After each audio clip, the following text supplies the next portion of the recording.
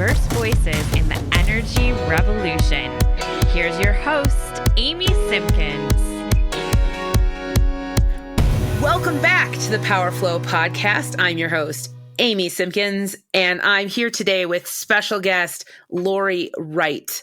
Lori is a partner and chair of Arnold Golden Gregory, or AGG, as they're known, AGG's technology practice. She represents buyers and sellers of technology and helps clients navigate the legal, business, and practical issues that arise in the course of the development, commercialization, procurement, and deployment of technology. Now, normally I like to read the whole bios. Believe me, nothing brings me more joy than to read someone's professional accomplishments. That's like one of my guilty pleasures in life. But as Lori has already told me, her online bio is kind of written for lawyers. So I'm going to throw it over to her to tell me in plain English what you do. Lori, welcome to the show. Thank you, Amy, so much for having me. And yes, lawyers, we get paid by the word. So my bio is incredibly long. But in a nutshell, what I do is I engineer for legal problems.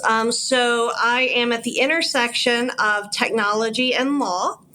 And what that means is someone comes to me with a product or a product idea, and I help them navigate either the regulatory issues or the contract issues or the data security issues that come with taking their product to market.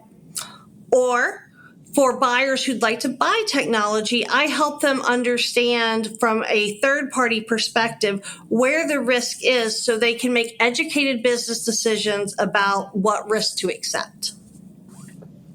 That is beautiful. Thank you so much for doing that. And I just want to say, and we're going to come back to this in a second, first of all, I'm really excited to have a voice from law come, talk here on the podcast. It's definitely a unique perspective that we haven't heard from yet. But the fact that you said the intersection of, what did you say? Intersection of technology and law, right? And policy, yeah. And policy. And that intersection, what we're doing here at PowerFlow is really about the intersectionality of issues. And, we love technology. And I would say we lean heavily toward the technology side, but recognize that these other issues of policy, of business, of economics, of law, all need to be part of the conversation. And some of us just aren't as well versed in that conversation. Hence the point of the podcast. So I'm so glad to talk about that intersection. Now, the one thing I want to say right up front and advise everyone that the one thing that was not in Lori's bio is that she and I go way back. Way back. Lori and I went to high school together, and we sang in high school choir together. And so some of us better than others. Oh, no. This is a dream come true to be sitting here with my old friend. And it's like, look, and every time we get together, it's like, look how far we've come. Isn't this from the blue satin dresses? Like, this is incredible. The puffy sleeves are back though. So. Okay. So let's start with, so the first time that we reconnected kind of in our professional capacities was at Solar Power International. And you said, we should get together for drinks or something. And I was like, why are you here? So I'd love for you to tell me, I had no idea you worked around energy. And so I would love for you to tell me specifically, even though everything you said about what you do makes total sense to me and why that would apply to energy, I'd love for you to tell me specifically, what you do around the energy sector. Sure. So there are two parts. So the energy sector, like everything, is evolving. So for the past 5 or 6 years, oil and gas and traditional energy providers realize that there is a benefit to hardening their grid and to deploying data analytics and to making their processes smarter. So as part of federal spending, I think it was probably 10 or 15 years ago, I was engaged by an energy company that wanted to do just that. And so that meant deploying smart meters, creating a data lake, getting use information, aggregating that, and then pushing it back to their customers. Energy companies are one of those great companies that want you to use less and are incented to help you use less. So helping them kind of go from the old school where there was a man walking around with a meter reader to it all being automated and creating aggregated data that gives us a more full picture of energy use in a region is how I got started. And along with that, there's regulatory, there's NERC and FERC, and then the critical infrastructure protection. And part of the critical infrastructure protection, of course, is cybersecurity. It wasn't 10 years ago, but it is now. And I really am a specialist in cybersecurity and helped the old school energy providers understand their requirements under SIP and how to implement kind of high level guidelines. What does an appropriate administrative safeguard look like? And then as you transition into what I like to call the new energy, or future state in terms of IT, my real interest here is helping people learn from what came before. So when you get to alternative energy, wind, solar, wind, things like that, the infrastructure doesn't exist. So historically, one of the limiters has been legacy systems, and that goes for any re-engineering of any system or process. You are inherently bound by legacy. One of the things I help do as we move to the new paradigm is, okay, here are some of the problems that legacy energy faced, right? Security by design. So if you have kind of a generator on a site that has been, it's 50 years old, at some point your ability to make that device or machine secure is limited. And the analogy I like to use is you can patch your roof so many times, Right. but when the foundation is crumbling, at some point you just need to knock it down and start over. Yeah. And so what I like to do with kind of the alternative energy clients is, hey, it's more of a consulting role at that point. Like when you're designing, are you thinking about security by design? Are you doing endpoints? Let's solve for those problems and help them predict what the future is going to look like. So how do you predict the future? You look to the current, you look to the past. So energy, like anything, it's powered by data, and everything is going to be interoperable, and we should just plan for that.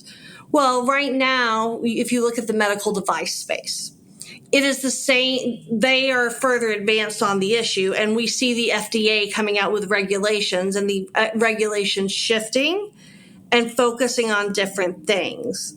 So part of my job is to say, okay, as you're designing this, are you, without getting too technical, hardening all the device ports? Are you making it as secure as possible so that if someone were to get in, it doesn't shut down your whole system, because all energy now has a software component. And that software component, so a great is Target. We all remember the Target breach. One thing a lot of people don't know is how the hackers got in, and it was through their HVAC system. They got in through software in the HVAC system, which was integrated into other systems, and finally found their way to payment card systems. So every single endpoint is important. Every integration is critical, and I help people think through that. Yeah, wow, so much there. So I want to go back for a second, because obviously I want to talk about the clean energy future, but I want to stop for a minute and talk about the first part, which was the transition from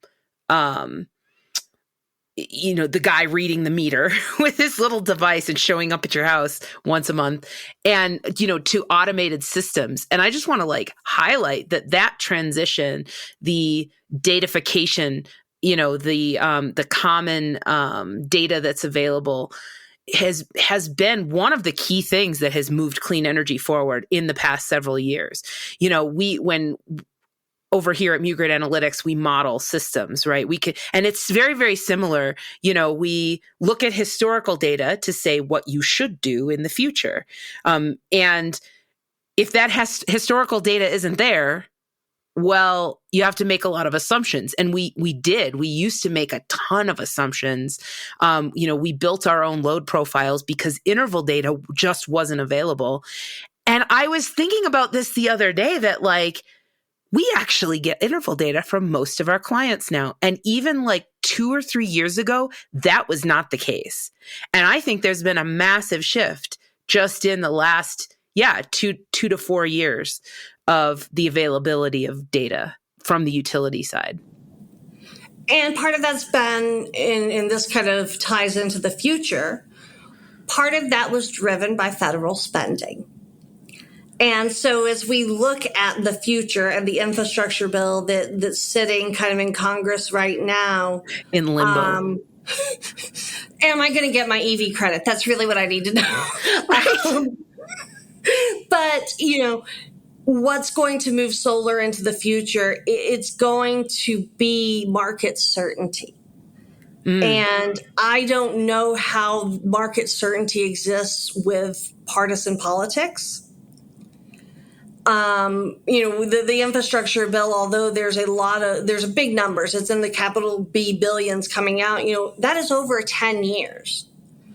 So one of the barriers to innovation is if I start a business that is funded by this bill, will it go away in 3 years? Will it be revoked? And then I don't have that spending to rely on, but yet we haven't had enough time to ramp up widespread adoption. So, to answer your question about the future, I think a lot of it depends on us and the people in Washington. And I saw you had a politician on, and I thought that was fantastic. There are people who care.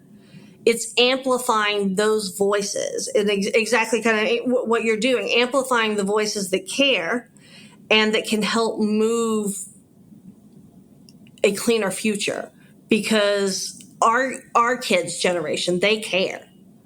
But they will get this fixed if we don't. I have full faith and confidence of that.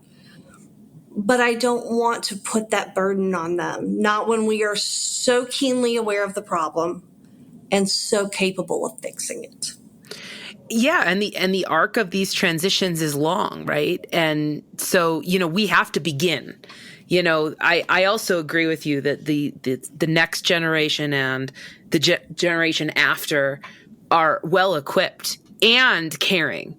Yes. The amount of kids that I hear that are that initially said they wanted to be an astronaut and then are no, I want to do sustainability engineering. It's flabbergasting and awesome.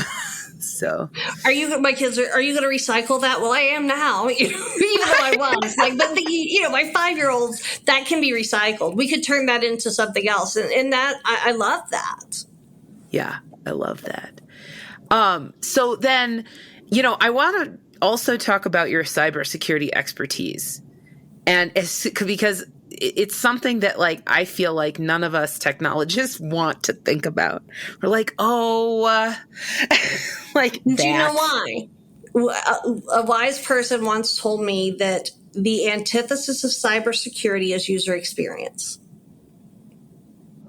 And there's a lot of truth to that.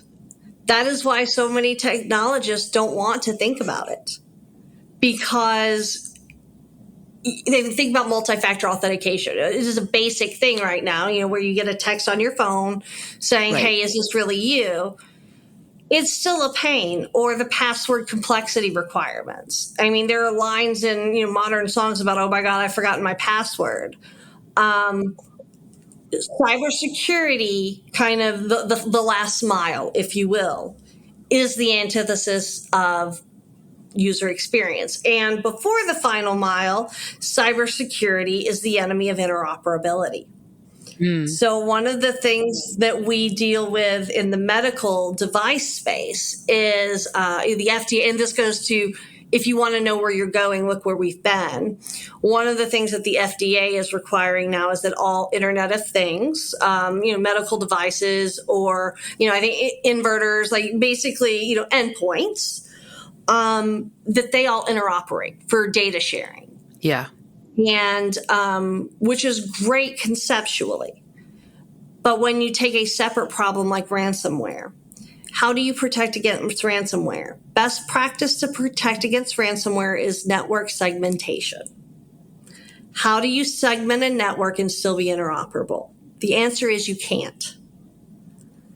So that is why so many technologists and IT department, cybersecurity is not part of IT. It is a competing force in a lot of ways. Yeah, I totally, this is fascinating.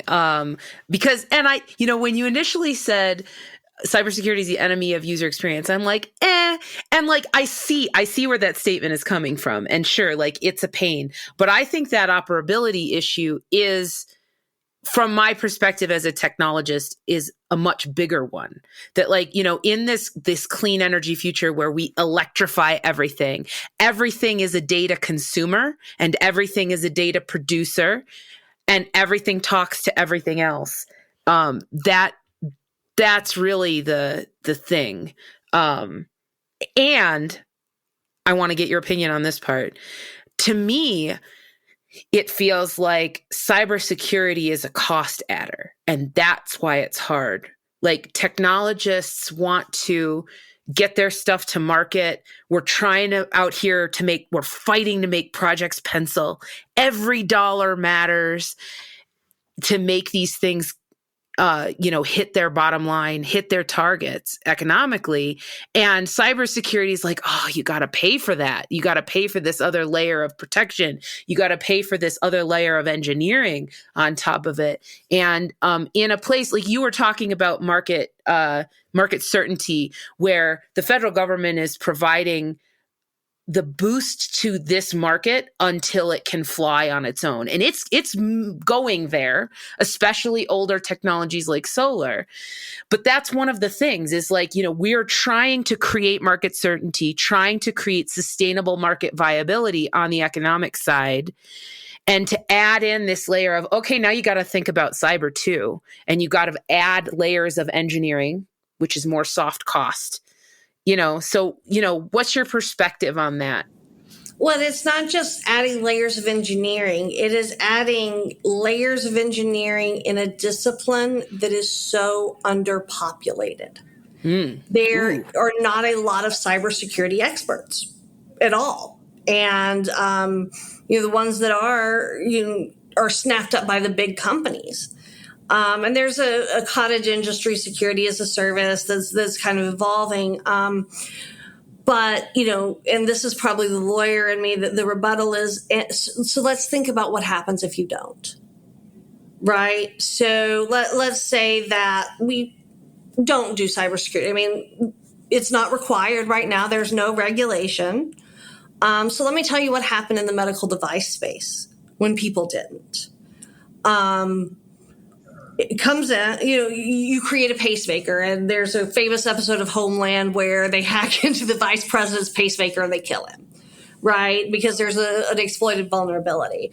So what has happened now in the medical device space, and I think the trajectory that we'll see solar follow is, so now you have legacy devices out there.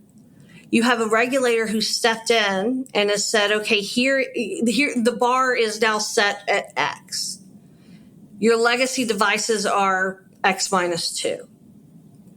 So now you have to go back and figure out how to raise your legacy devices that may be implanted in a human or out in a field somewhere. So there's added expense there to get it up to the new minimum federal mandate.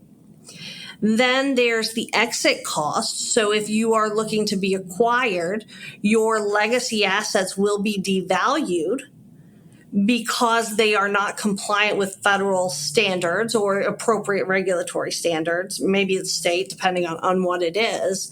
And then kind of taking it even at a higher kind of philanthropic level, if you are the vector of a breach that allows a bad actor into a lake of data that would enable them, for example, to use an electric charger in your car to install malware on your car that comes to life as you're driving 85 miles down the expressway, that's a problem. That's a problem. Even if you don't get sued. Please don't drive 85 miles an hour on the expressway. But unless it's the Autobahn. Although, well, this is not, I don't know, maybe it's the serious nature of the conversation, but I want to make jokes and say, like, you don't want to drive your electric vehicle at 85 miles an hour anyway. Like, that takes so much juice out of your battery. Like, come on, people, conserve. See, this is good to know. My Tesla's delivered next week. I need to know these things. Oh my gosh. Okay. Well, we were talking on our pre-call here about other conversations we need to have outside of this interview. I am a fount of information about electric vehicle operation because we just got our used Nissan Leaf a couple of weeks ago, and we have learned so much about the dynamics of driving an electric vehicle. It's free. It's amazing. It's so cool, and it's so fun to learn the new technology. Like, it's an exciting, like, science project to do it, and you feel good about it as well. No, I hear you though, and I'm receiving the seriousness of the cybersecurity situation, and it's definitely something that's always on my radar. But as a technology person, but kind of still off on the outskirts. And I think you're right. I think amplifying it as an issue, even if we don't necessarily have all the answers for how we do it, how we go about doing it, it's something that we need to be thinking about. And that's what I think a lot of our conversations here on the podcast have led us to is, here are some things we all need to be thinking about, and we didn't even realize it. And there are things you can do now, right? So again, going back to the more kind of regulated space, where medical devices are now is they're moving towards an engineering of components, so that if there are new regulations or new requirements, you don't have to pull out the whole pacemaker, or you can switch out components, or receiving firmware for software fixes, things like that. So even if you can't do it all, and this is kind of a life maxim, you can do some. Right. So even if a company is not in a position to engineer, or security by design is what they call it, there are other kind of middle steps, right? You can harden your ports. They're basic kind of fundamental things that, are an extra, couple of hours of engineering, or rethinking your design, which is more than a couple of hours. But if you're starting a product from the ground up, then you can design with a component theory in mind instead of, again, talking about Tesla, right? That is one body on a computer. So, there are benefits to both, but from a cybersecurity component, engineering really does help and helps kind of future-proof. Yeah, and you were talking about previous guests on the podcast. In episode 3, Kay Aikin talked about security by design, cybersecurity by design, when it comes to transactive energy, and the way that edge devices might, if they're in listen-only mode versus listen and send mode. That's a really interesting conversation. So we're going to take a quick break right now. And when we come back, we're going to talk about Lori's vision for the future of clean energy from her chair.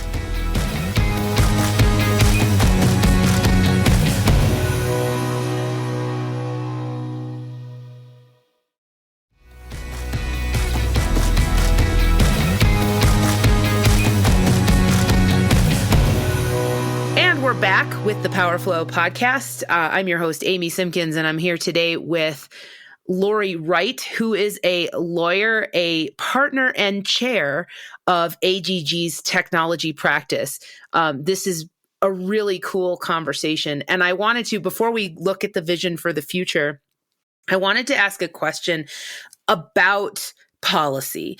So as you pointed out, episode 6, we talked to Liana Kassar. She's a state level representative, and she talked about all of the different, things she has to balance as a legislator when promoting policy. And I think again, I sit in the technologist side and, want to see innovation moving forward. And from the beginning of my stint in the energy industry, I've noticed that a lot of people they want to rush to regulation, rush to standardization, which to me, again, in the technologist chair, feels like it stifles innovation somewhat. That if you're already thinking about how to make everything the same, you're stifling how to make something different. And so I'm curious from your perspective, because you bring such a rich body of experience with this. Like, what's your perspective on, pushing for regulation and standardization in the community? Are we on time? Are we already late? Or do you also feel like it's a little bit early? None of the above. I love it. So, technology, this is a new way of existing in the world. And to some extent, we can apply old paradigm, but to some extent, it doesn't work. I will never forget the Zuckerberg trials where there were, the 80-year-old men with their 20-year-old interns explaining to them what Facebook was before they asked their question. The nature of government bureaucracy is such inherently that it cannot move as quickly as needed to keep up with technology. And because it is not that agile, you see, that was a pun, see what I did there, agile development. I got it. It is not, government itself, I don't think is the appropriate place.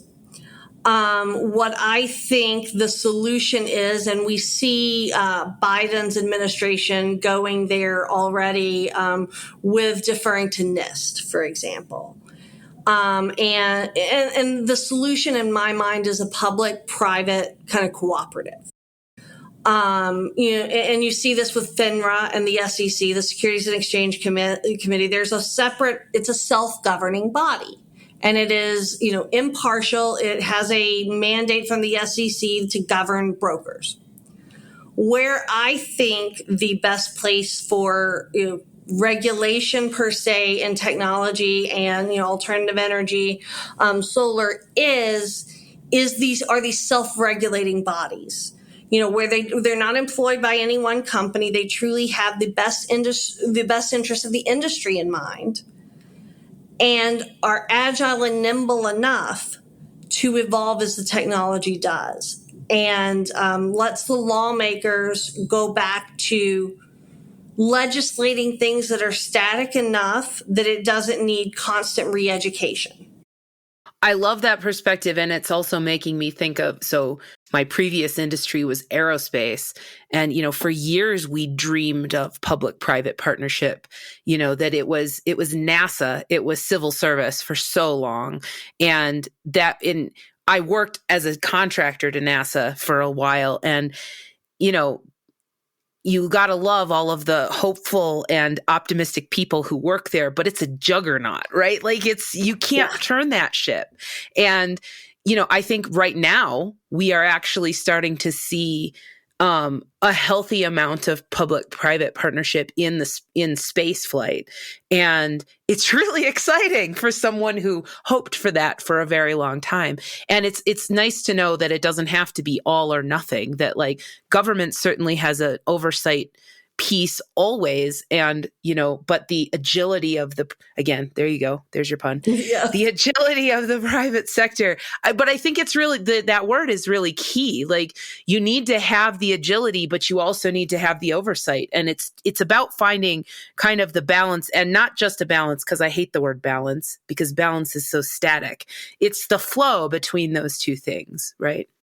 The give and the take, absolutely. And government does have a place in kind of looking out for the best interests of its constituents and things like that. But you can mandate we call them SROs, self-regulating organizations, to keep in mind, the best interests of citizens, and then leave it to the industry to figure out what that looks like. And there is enough, especially in the tech space. If we were talking about banking, cryptocurrency, it would be a different conversation.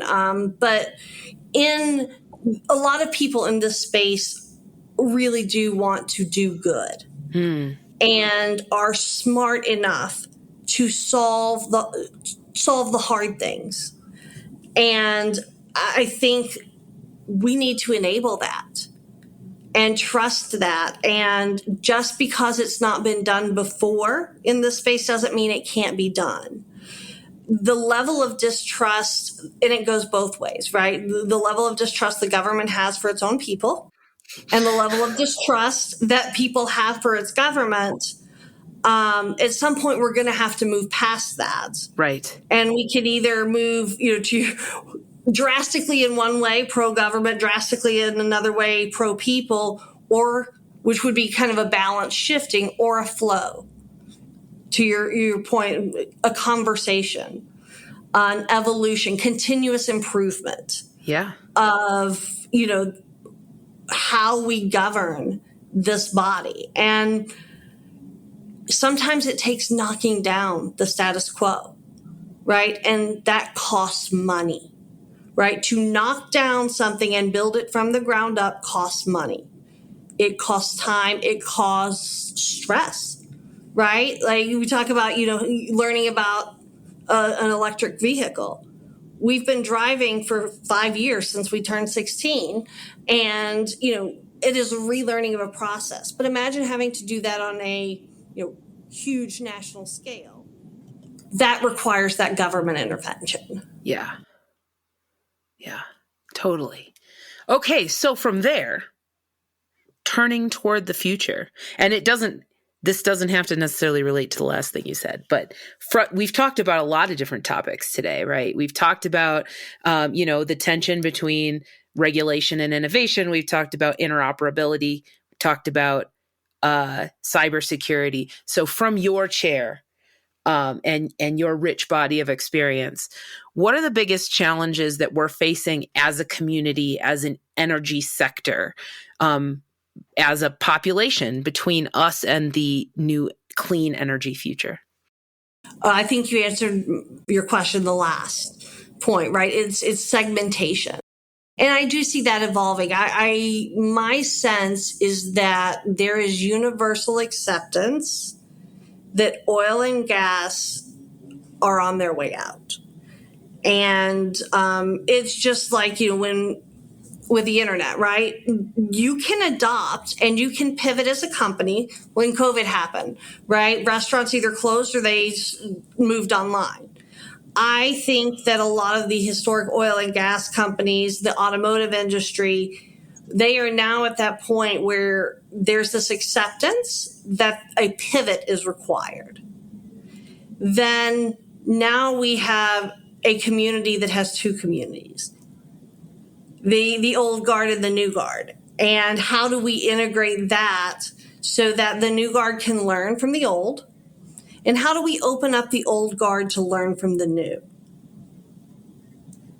That, I think, is this community building is where kind of the real challenge lies. I love that. And I actually want to, I've been dying to ask this question to somebody, and I think you're the right person. In terms of segmentation, so I see actually a third segment. So there's the old, which, fossil fuel based generation. And then we've got the new, which we think about as the clean energy economy. But within clean energy, I actually see this like stovepiping between renewables, say wind, solar, hydro, geothermal, etc., and nuclear, which frustrates me incredibly because, I'm that little kid in the commercial who's like, why not both? We know that we're going to need to provide baseload in a way that non-dispatchable renewables will never meet. And there's going to have to be something. And I don't understand the animosity between those two groups. And I fear the stovepiping that you're talking about. I fear the segmentation that I can see that is already happening in the clean energy economy. So I was curious if you had a perspective on the bifurcation. I do. And I think one of the facts that might help inform this discussion is who holds the nuclear power. It's the old guard, right? So it's still the same two communities, right? The nuclear power plants that exist today, the ones that are in operation, are passed around every few years among the old guard. And so I don't think there's three segments. I think it's still two. And you have the old guard deciding, are they going to pivot to nuclear? And if the answer is yes, that we have a PR problem to solve. Those of us who understand the field, we know that it is nothing more than a PR problem. But if there's anything we've learned over the past 8 years about our country is that we live in an echo chamber. Or let's say the last 2 years about our country. Right.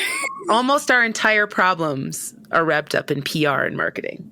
It's so true. And, I try to find the good in everything. And I tell people, whichever side you lean, and I'm not going to make any, I lean very left. But one of the silver linings I found about the previous administration is it brought to light a couple of issues, but the one that's prevalent for this conversation is this ideological divide that exists.